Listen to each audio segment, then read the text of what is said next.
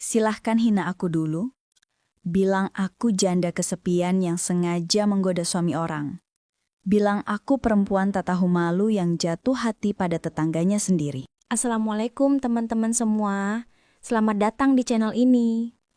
Sebelum kita mulai, tulis dulu di komentar kamu nonton dari kota mana. Dan jangan lupa klik tombol like, subscribe, dan nyalakan loncengnya supaya kamu gak ketinggalan kisah-kisah nyata yang lebih rumit daripada sinetron manapun. Sekarang, kalian boleh menilai aku sesuka hati. Kalian bisa bilang aku janda yang lupa diri, guru yang tidak profesional, atau perempuan yang sengaja mendekati pejabat demi kenyamanan hidup. Silahkan, karena memang itulah yang orang bicarakan di belakangku. Tapi sebelum kalian menghakimi, dengarkan dulu ceritaku. Karena tidak semua cinta itu putih. Ada cinta yang datang di waktu salah, pada orang yang salah, tapi tetap membuat hati bergetar seperti pertama kali jatuh cinta. Namaku Irma. Usia 40 tahun. Banyak orang mengenalku sebagai Bu Irma, guru kelas 2 SD negeri yang selalu tampak ceria di depan murid-muridnya. Tetapi di balik seragam batik sederhana dan senyum yang kupaksakan setiap pagi, aku hanyalah seorang janda yang sedang berjuang mempertahankan hidup.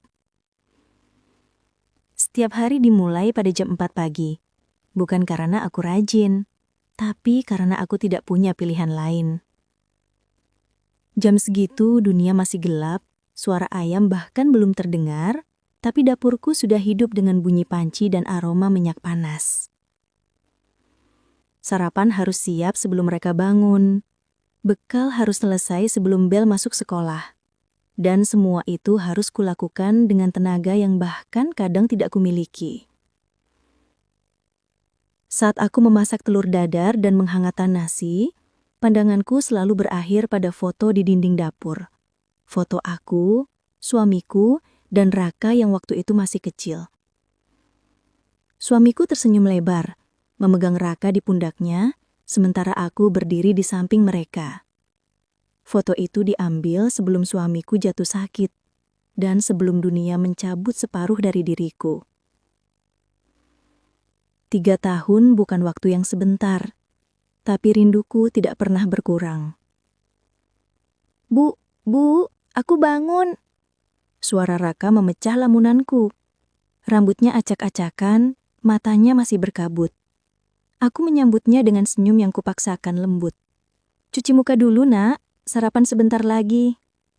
Raka duduk, mengucek matanya, lalu mulai makan lahap-lahap. Anak itu selalu berusaha terlihat kuat. Bahkan ketika diam-diam, menatap pintu seolah menunggu seseorang yang tidak akan pernah pulang. Aku boleh minta 2 telur? Boleh, tapi habiskan ya. Kamu suka ninggalin kuningnya? Jawabku sambil tertawa kecil. Setelah membereskan meja, aku buru-buru berganti pakaian. Batikku tidak banyak. Hanya 4 pasang yang kupakai bergiliran sejak 2 tahun terakhir.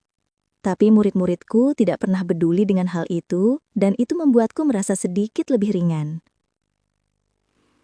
Aku mengantar Raka ke sekolahnya yang hanya berjarak beberapa menit jalan kaki dari rumah. Setelah melambaikan tangan, aku berjalan sendiri ke SD tempatku mengajar 2 kilometer dari rumah. Melewati gang-gang kecil, warung yang baru buka, ibu-ibu yang sibuk menjemur pakaian. Motor? Tidak punya. Mobil? Jangan ditanya. Transportasi? Jalan kaki. Kadang angkot kalau hujan deras. Saat masuk sekolah, aku langsung disambut teriakan anak-anak. Bu Irma! Bu, lihat gambar aku. Bu, Budi nyontek lagi. Kadang rasanya seperti diserang dari segala arah, tapi itu membuatku merasa hidup. Mereka memberiku energi yang tidak bisa diberikan siapapun. Mengajar adalah satu-satunya bagian hidupku yang tetap. Tidak berubah, tidak pergi, tidak mengecewakan. Aku mengajari mereka membaca, menulis, menggambar. Aku memarahi yang ribut, menenangkan yang menangis, gandeng tangan yang takut ke toilet. Aku bahkan menyisipkan bekal tambahan untuk murid-murid yang sering datang tanpa sarapan. Di sekolah, aku bukan janda. Aku bukan perempuan yang ditinggalkan. Aku bukan ibu yang berjuang sendirian. Aku hanya guru, dan itu cukup membuatku merasa berharga. Namun setelah bel pulang berbunyi, dunia kembali mengingatkan siapa aku sebenarnya. Aku pulang ke rumah kecilku yang sunyi. Memasak untuk Raka, mengoreksi tumpukan buku tugas, membersihkan rumah yang selalu tampak berantakan tapi sunyi. Dan di sela-sela itu, aku menatap jendela, menyadari betapa sepinya rumah itu tanpa seseorang yang dulu mengisi setiap sudutnya dengan kehangatan. Kadang kalau semua pekerjaan sudah selesai, aku duduk sendiri di meja kecil samping jendela. Di luar, tetangga-tetangga tertawa bersama keluarga mereka. Suara televisi dari rumah sebelah terdengar samar. Lampu-lampu kompleks perlahan padam satu persatu. Rumahku masih benderang, seolah memaksaku tetap terjaga menghadapi kesunyian. Ada hari-hari di mana aku kuat. Ada hari-hari di mana aku hanya menjadi robot, mengajar, memasak, tidur, ulangi lagi. Ada juga hari-hari di mana aku menangis diam-diam di kamar mandi.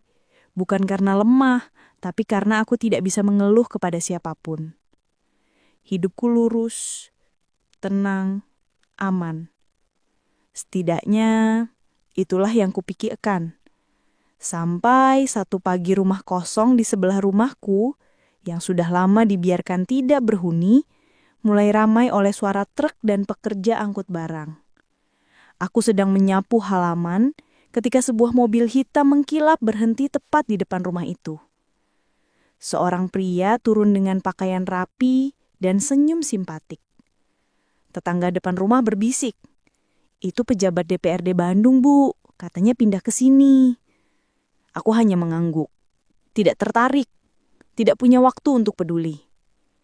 Tapi ketika pria itu menoleh, menatapku, dan memberi senyum sopan dengan cara yang begitu tulus, hidupku yang selama ini datar dan lurus mulai retak sedikit. Dan aku tidak tahu bahwa retakan kecil itu akan menjadi awal dari badai besar yang merubah seluruh kisahku. Sejak hari pria itu pindah ke rumah sebelah, aku sebenarnya tidak pernah menyangka hidupku akan berubah. Bagiku, dia hanya tetangga baru, orang asing yang kebetulan punya status besar, pejabat, DPRD Bandung, baju rapi, mobil bagus, punggung tegap, senyum hangat. Tapi dunia selalu punya cara mempertemukan kita dengan orang yang tidak seharusnya kita temui. Sore itu, aku sedang menyapu halaman seperti biasa. Raka bermain bola kecil yang ia buat dari kertas dan lakban. Angin bertiup pelan. Suasana kompleks perumahan terasa damai, sampai bola kertas itu melambung melewati pagar dan hampir mengenai salah satu pekerja yang sedang mengangkat kardus. Pria itu menangkap bolanya dengan refleks cepat, gerakan ringan tapi tegas, seolah tubuhnya dilatih untuk hal-hal semacam itu. "Wih, jagoan nih yang nendang," katanya sambil senyum ke arah Raka. Raka terkejut, lalu tertawa kecil. "Maaf Om, bolanya lepas." Pria itu berjalan mendekat sambil menyerahkan bola ke Raka. Matanya kemudian beralih ke arahku. "Permisi Bu, saya Andre, baru pindah." Aku mengangguk sopan. "Irma Pak, saya tinggal di sebelah." "Oh, Bu Irma, saya sudah dengar dari warga lain. Katanya Ibu guru SD. Wah, itu pekerjaan mulia." Aku tersenyum kecil. "Mulia, tapi capeknya juga mulia, Pak." Andre tertawa. Suaranya tenang, tidak keras tapi cukup untuk membuat hati yang sudah lama beku ini merasakan sesuatu yang hangat. Hari itu percakapan kami hanya sebentar, tapi sejak itu Andre selalu menyapa setiap kali melihatku. Pagi-pagi saat aku mengeluarkan sepeda, ia melambaikan tangan. Sore hari ketika aku pulang membawa kantong belanjaan, ia menegur singkat. Malam hari jika aku sedang menyiram tanaman, ia berdiri di pagar rumah dan bertanya tentang keseharianku. Tidak pernah berlebihan, tidak pernah memaksa, hanya ada. Dan entah kenapa kehadirannya yang sekecil itu mulai mengisi ruang-ruang kosong dalam hariku. Suatu pagi, aku hampir terjatuh ketika membawa belanjaan dari warung. Kantong plastiknya sobek. Telur-telur berguling di jalanan. Aku panik, bukan soal telurnya, tapi karena uangku benar-benar pas untuk belanja hari itu.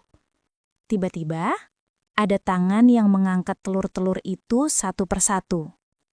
Bu Irma, sini, saya bantu. Andre. Tanpa jas resmi. Tanpa citra pejabat. Hanya pakai kaos rumah dan celana training. Rambutnya sedikit berantakan, seolah baru bangun tidur. Ia mengumpulkan telur-telur yang pecah, meletakkannya di wadah kecil, dan menatapku dengan ekspresi tulus. Telurnya pecah, tapi masih aman lah buat telur dadar, katanya sambil tersenyum. Aku tertegun. Hatiku menghangat pelan. Bahaya yang terasa manis. Terima kasih Pak Andre. Panggil Andre saja, jawabnya. Aku mengangguk pelan. Kalau begitu, panggil saya Irma saja. Sejak kalimat itu keluar, entah kenapa aku merasa baru saja membuka pintu kecil yang seharusnya tetap tertutup. Malam berikutnya hujan turun. Raka ketakutan karena suara petir. Aku mematikan TV dan memeluknya erat-erat. Tiba-tiba lampu rumah padam. Bu, gelap, bisik Raka. Aku ingin menenangkan hatinya. Tapi jujur saja, aku pun takut. Gelap membuat bayangan masa lalu muncul kembali. Suara suami batuk keras, nafasnya sesak, tanganku menggenggamnya tanpa daya. Lalu terdengar ketukan. Tok, tok, tok. Aku membuka pintu, dan di sana Andre berdiri, basah kuyup, membawa senter. Saya lihat rumah ibu gelap dari luar. Mau dibantu periksa sekring? Dalam kondisi normal, aku pasti menolak. Tapi malam itu, takut dan sepi membuatku tidak punya kekuatan. Masuk, Pak. Andre. Ia masuk, menyalakan senter, lalu memeriksa panel listrik. Beberapa menit kemudian, lampu kembali menyala. Andre menatapku. Kalau listrik mati lagi, panggil saja. Jangan takut. Aku menunduk. Tidak berani menatap matanya terlalu lama. Terima kasih. Maaf merepotkan. Tidak merepotkan kalau yang dibantu tetangga sendiri, katanya lembut. Hujan makin deras. Suasana sunyi. Raka tertidur di sofa. Dan aku berdiri terlalu lama menatap pintu setelah Andre pergi. Sejak itu, sesuatu yang awalnya kecil mulai tumbuh tanpa kusadari. Setiap kali mendengar suara mobil Andre datang, jantungku berdebar sedikit lebih cepat. Setiap kali Andre tersenyum, aku merasa ada yang menghangat di dadaku. Setiap kali ia menyapaku, aku merasa tidak sendirian. Aku tahu ini berbahaya. Aku tahu Andre sudah punya istri. Aku tahu perasaanku salah sejak awal. Tapi, hati yang sudah lama kesepian, kadang tidak bisa dibohongi. Dan aku, Irma yang selalu berkata pada murid-murid agar tidak melanggar batas, diam-diam mulai melanggar batas dalam hidupku sendiri.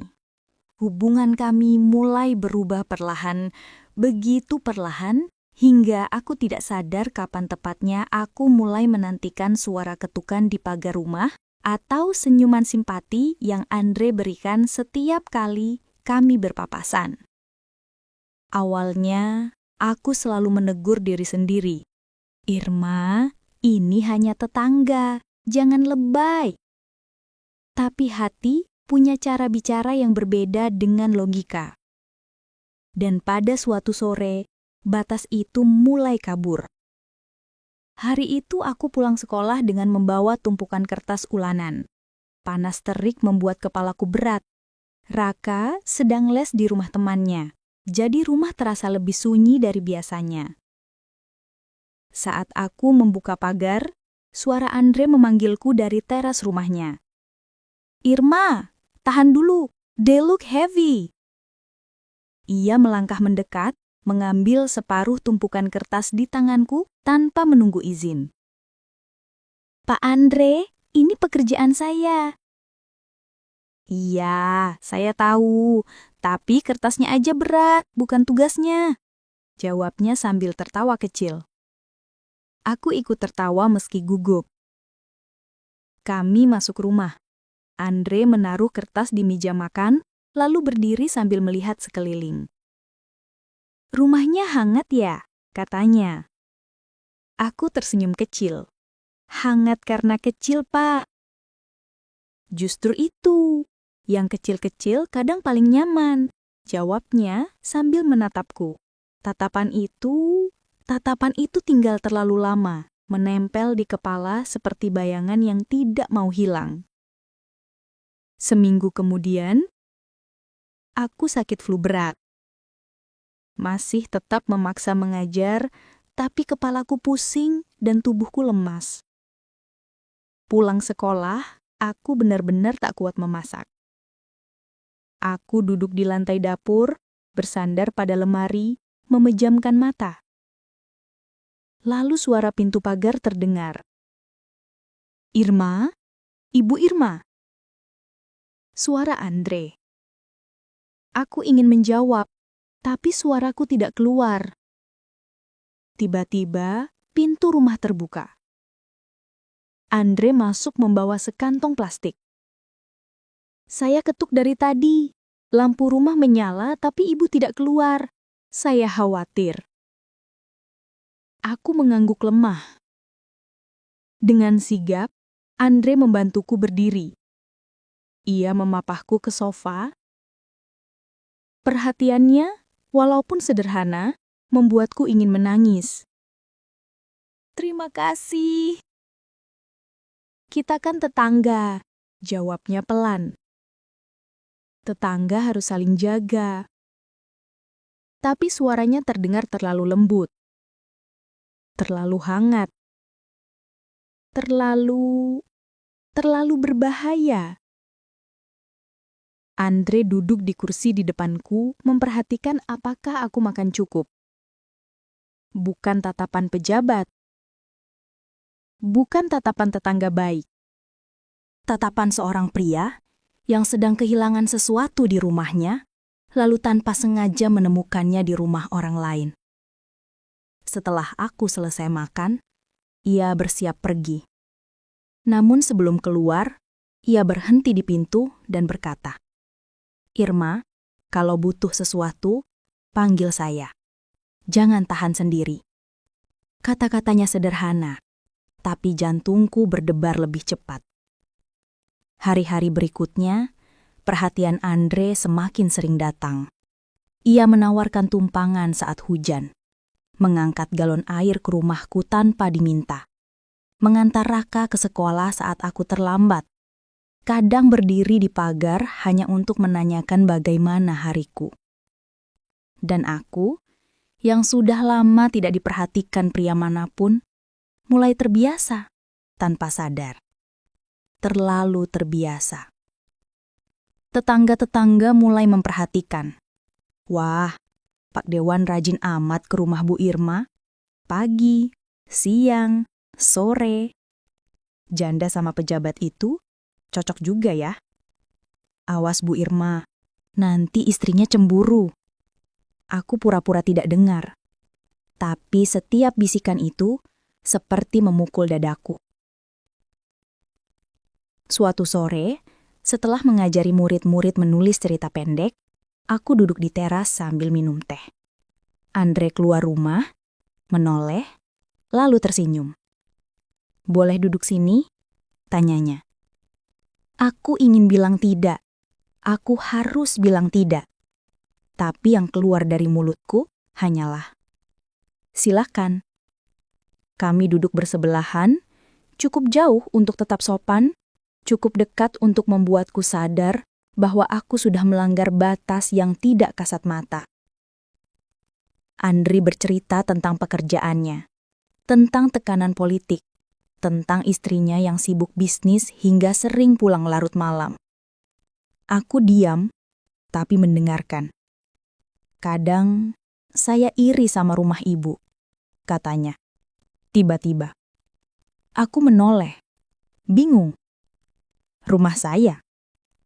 "Iya," jawabnya. "Kecil, tapi hangat. Ada suara anak, ada yang nunggu."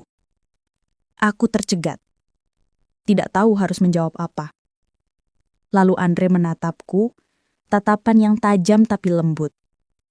"Irma, saya tidak tahu kapan terakhir kali saya merasa senyaman ini." Dunia seakan berhenti. Jantungku berdetak keras. Aku ingin berdiri, ingin menegur, ingin menjauh. Tapi tubuhku tidak bergerak. Dan dalam diam yang terlalu panjang itu, aku menyadari bahwa aku sudah berada di tempat yang berbahaya. Bukan karena Andre, tapi karena hatiku sendiri. Hubungan kami mulai berubah, bukan hanya dalam hati kami, tetapi juga dalam mata orang-orang. Semakin hari, semakin banyak tatapan yang terasa menusuk kulitku.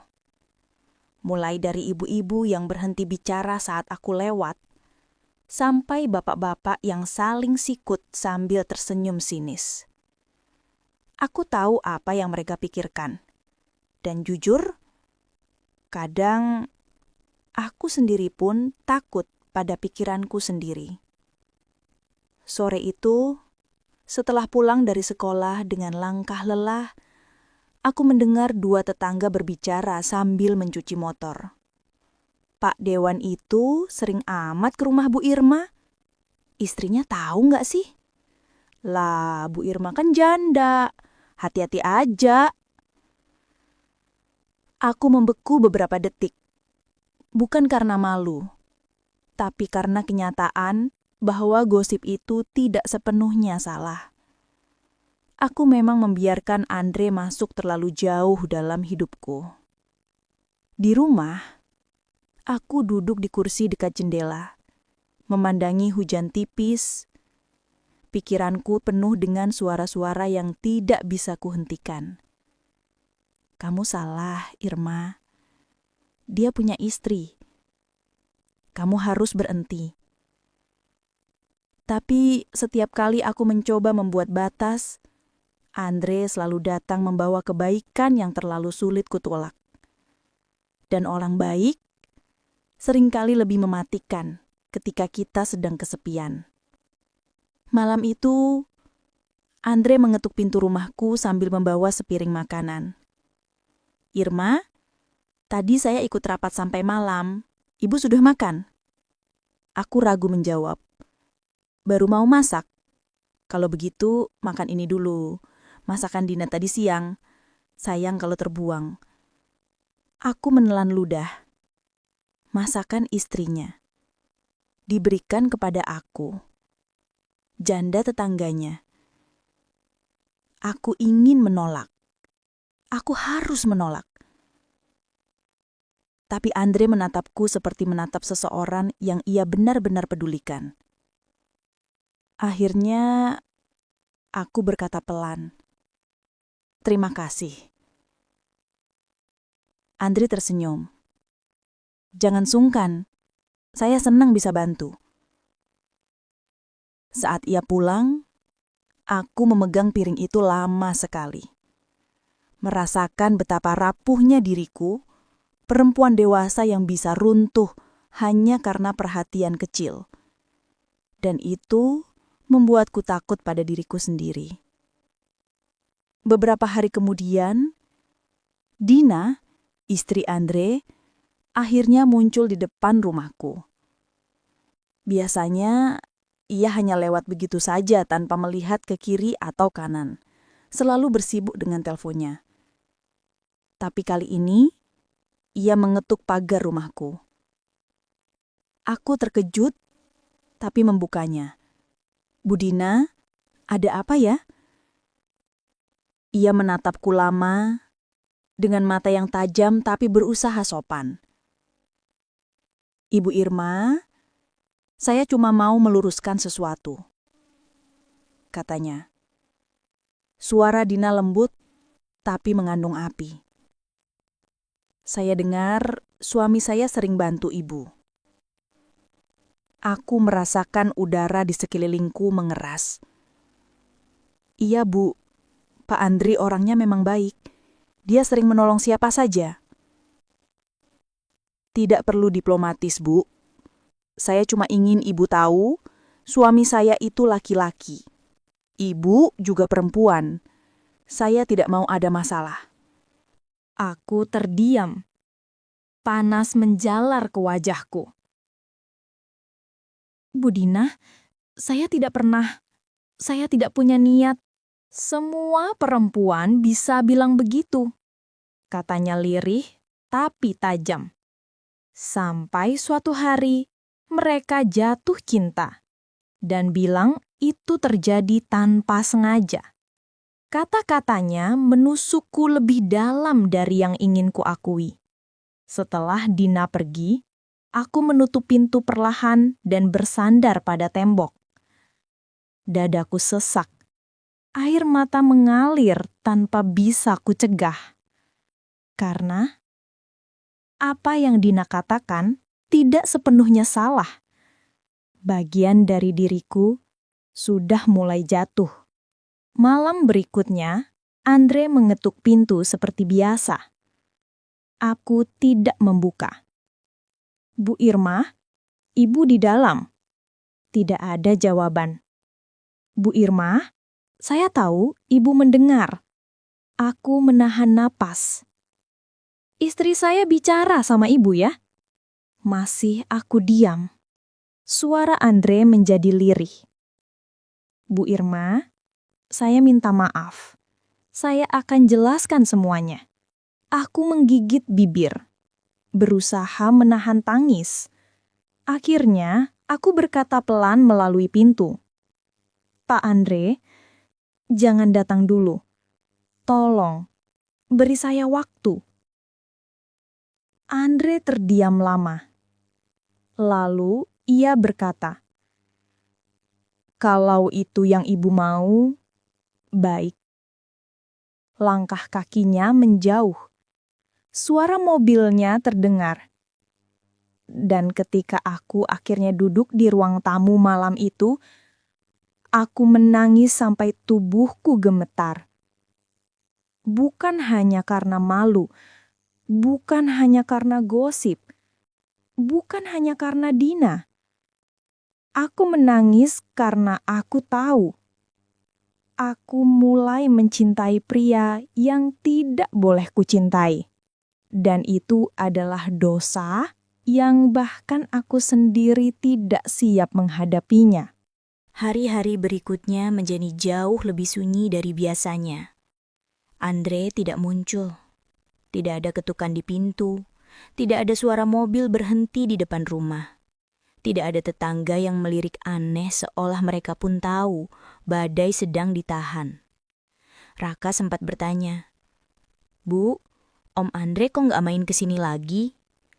Aku hanya tersenyum kaku. "Om Andre sibuk kerja, Nak." Sebenarnya itu bukan jawaban. Itu pelarian. Aku sengaja menghindar dari jendela, menghindari teras, menghindari segala kemungkinan tatap mata dengannya. Sampai suatu pagi, pintu pagar rumahku kembali diketuk keras. Terlalu keras. Aku keluar dan hampir seluruh tenaga hilang dari tubuhku saat melihat siapa yang berdiri di sana. Dina.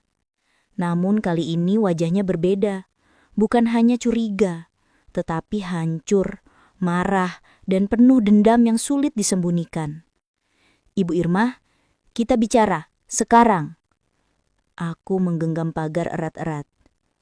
Bu Dina, ada apa? Tanpa izin, Dina mengangkat ponselnya. Di layar terlihat sebuah screenshot. Percakapan singkat antara aku dan Andre. Pesan sederhana. Terima kasih sudah bantu Raka malam itu. Diambil dari ponselnya. Entah bagaimana. Entah kapan. Tapi itu cukup untuk membuat segalanya meledak. Ini apa, Bu Irma? Suaranya bergetar penuh emosi. Kenapa suami saya mendapatkan pesan seperti ini dari ibu? Kenapa? Aku menghela napas gemetar. Bu Dina, itu cuma pesan terima kasih. Tidak ada maksud lain. Tidak ada maksud lain? Atau ibu ingin saya percaya bahwa seorang janda tidak punya kepentingan apapun saat sering dibantu suami saya? Kata janda itu dilontarkan seperti pisau. Aku mencoba bertahan, tapi air mataku mulai mengumpul. Bu Dina, saya tidak pernah berniat macam-macam. Cukup! Bentaknya. Saya tidak mau terlihat seperti orang bodoh di mata tetangga. Semua orang sudah bicara, sudah gosip, dan saya tidak mau suami saya terlibat dengan perempuan seperti ibu. Aku terpaku. Perempuan seperti aku. Apa aku sebegitu rendahnya? Hentikan semuanya, Bu Irma. Napas Dina tersengal karena emosi. Hentikan hubungan, kedekatan, atau apapun ini, sekarang juga. Atau saya yang akan bertindak. Ia pergi tanpa menunggu jawabanku. Pintu pagar bergetar keras saat ia menutupnya. Dan aku berdiri di sana, membeku, sementara hatiku terasa ditusuk ribuan jarum. Setelah itu, gosip pecah lebih besar daripada sebelumnya. Aku berjalan ke warung, mereka berhenti bicara. Aku lewat gang, mereka menatap sambil berbisik. Aku mengantar Raka ke sekolah, ada ibu-ibu yang sengaja menghindar. Dan benda yang paling menyakitkan adalah pandangan kecil Raka yang penuh tanya. Bu, ibu kenapa? Aku tersenyum palsu. Tidak apa-apa, Nak. Ibu cuma capek. Padahal aku sedang runtuh. Rasanya seperti seluruh dunia mentertawakan sesuatu yang bahkan belum terjadi. Beberapa hari setelah konfrontasi itu, Andre akhirnya datang. Ia mengetuk pintu, perlahan, tidak memaksa, tidak sehangat biasanya. Seolah ia pun ketakutan pada apa yang mungkin ia dengar. Irma, boleh bicara? Aku membuka pintu sedikit, cukup untuk melihat wajahnya. Pak Andre, tolong, jangan datang lagi. Saya mohon. Andre menelan ludah. Wajahnya jelas penuh rasa bersalah. Irma, saya tidak bisa begitu saja pergi tanpa bicara. Semua ini terjadi karena saya tidak jujur pada Dina. Saya tidak mau dengar, potongku sambil menahan tangis. Dina sudah datang ke sini. Dia marah, dia hampir menghina saya. Dan semua ini karena saya terlalu dekat dengan Anda. Andre memejamkan mata, kesakitan. Irma, saya tidak pernah bermaksud membuat hidup ibu kacau.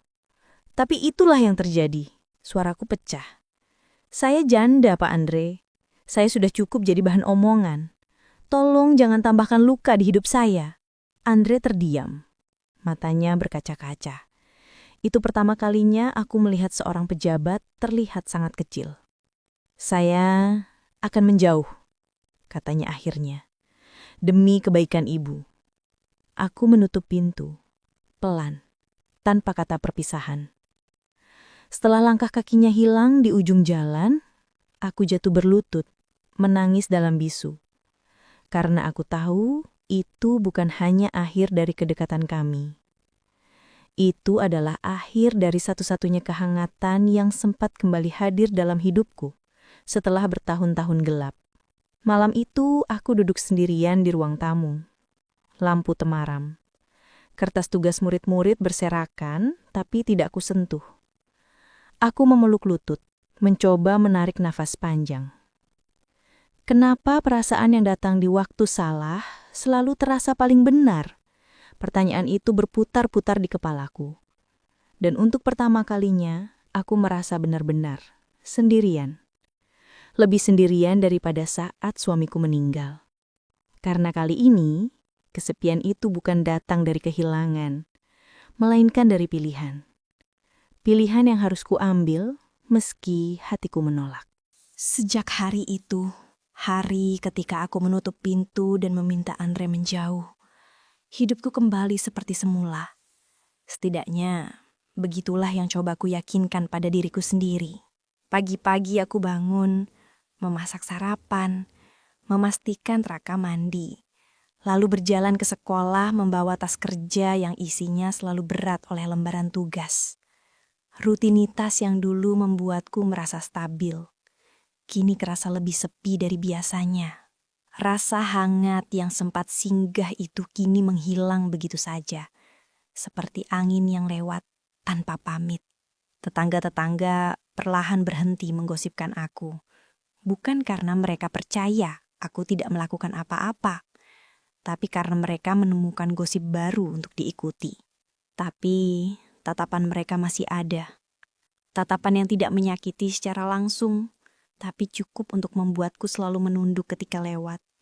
Yang paling aneh adalah, setiap kali aku lewat di depan rumah Andre, aku secara otomatis memalingkan wajah. Seolah melihat pagar rumahnya saja sudah dosa. Suatu sore, ketika aku sedang menjemur baju, suara keras terdengar dari rumah Andre. Suara barang jatuh, suara teriakan, suara Dina. Aku terhenti, tangan memegang jemuran yang belum selesai kugantung. Walaupun aku tidak ingin ikut campur, telingaku tidak punya pilihan. Pertengkaran itu terdengar jelas. Kamu pikir aku tidak tahu? Selama ini kamu ke rumah dia. Dina, hentikan. Kamu laki-laki. Kamu pikir aku bodoh? Tidak ada apa-apa antara kami. Kalau tidak ada, kenapa kamu peduli begitu dalam? Suaranya naik turun, penuh emosi, penuh luka. Aku menutup mata. Aku tidak ingin jadi penyebab rumah tangga seseorang retak, meskipun aku tidak pernah berniat. Setelah beberapa menit, suara mereka meredah, lalu sunyi. Malam itu, aku duduk sendirian di ruang tamu sambil menatap jendela yang merefleksikan bayanganku sendiri. Dan untuk pertama kalinya, sejak awal semua ini, aku bertanya pada diri sendiri, apa perasaan ini benar-benar cinta atau hanya pelarian? Karena ketika seseorang datang di masa kita sedang rapuh, perhatian sekecil apapun bisa terasa seperti penyelamatan. Padahal belum tentu itu cinta. Kadang itu hanya kesepian yang disalahartikan. Beberapa hari berlalu tanpa tanda-tanda kehidupan dari Andre. Tidak ada suara mobilnya, tidak ada lampu ruang tamu menyala, tidak ada aktivitas apapun di halaman. Rumah itu terasa seperti bangunan kosong yang sedang menahan nafas. Sampai suatu sore, aku keluar untuk membeli sayur. Dan ketika melewati pagar rumahnya, sebuah suara pelan memanggilku. Irma, aku menoleh. Andre berdiri di teras rumahnya, mengenakan kemeja kusut dan wajah lelah yang tidak pernah kulihat sebelumnya. Aku hendak pergi, tapi ia melangkah mendekat, menjaga jarak agar tetap sopan. Saya sudah lama ingin bicara, tapi saya tidak ingin memaksa. Aku menarik nafas, bersiap menolak. Namun Andre melanjutkan sebelum aku sempat bicara. Dina pindah sementara ke rumah orang tuanya. Nada suaranya datar, tapi penuh luka. Dia bilang, dia butuh waktu. Aku diam. Tidak tahu harus merasa apa. Maafkan saya, Irma. Bukan karena saya datang ke rumah ibu, Tapi karena saya membiarkan diri saya merasa sesuatu yang tidak seharusnya, aku menunduk. Kata-katanya seperti cermin bagi kesalahanku sendiri. Andre, saya juga salah. Saya membiarkan diri saya nyaman dengan kehadiran Anda. Padahal seharusnya saya menutup pintu sejak awal. Andre mengangguk pelan. Bukan marah, bukan kecewa, hanya menerima. Saya akan menjaga jarak untuk kebaikan semua. Aku mengangguk. Tidak ada kata yang perlu dilanjutkan. Sebelum ia pergi, Andre berkata pelan. Sangat pelan, seolah angin mendengarnya. Kalau situasinya berbeda, mungkin cerita kita juga berbeda. Aku memejamkan mata sesaat. Karena aku tahu, itu adalah kebenaran paling pahit dalam kisah ini. Ketika ku buka mata, Andre sudah berjalan kembali ke rumahnya, menutup pintu dengan pelan. Dan di detik itu juga, aku tahu, itu adalah perpisahan sungguhan. Waktu berlalu, bukan seminggu, bukan sebulan, tapi cukup lama hingga gosip benar-benar mati, hingga Dina dan Andre memperbaiki rumah tangga mereka, hingga aku bisa melihat rumah sebelah tanpa merasakan apapun. Aku kembali fokus pada dunia yang sebenarnya tidak pernah meninggalkanku. Murid-muridku, Raka, dan hidup kecil yang kujalani tanpa drama. Kadang, saat malam tiba, aku duduk di dekat jendela dan memandangi lampu rumah Andre yang kini menyala kembali seperti biasa. Tidak lagi terasa seperti godaan. Tidak lagi terasa seperti luka. Hanya sebuah rumah tetangga. Dan aku akhirnya mengerti. Tidak semua orang yang singgah di hidup kita harus dimiliki. Beberapa hanya datang untuk mengingatkan bahwa hati kita masih bisa bergetar. Lalu pergi, membawa perubahan diam-diam dalam diri. Cinta kami bukan cinta yang salah. Cuma cinta yang datang di waktu yang salah. Dan cinta seperti itu harus berakhir bahkan sebelum sempat dimulai. Aku akhirnya melanjutkan hidup. Tanpa dia. Tanpa penyesalan. Tanpa kebencian. Hanya dengan pemahaman bahwa tidak semua akhir harus menyakitkan. Kadang, akhir hanyalah akhir.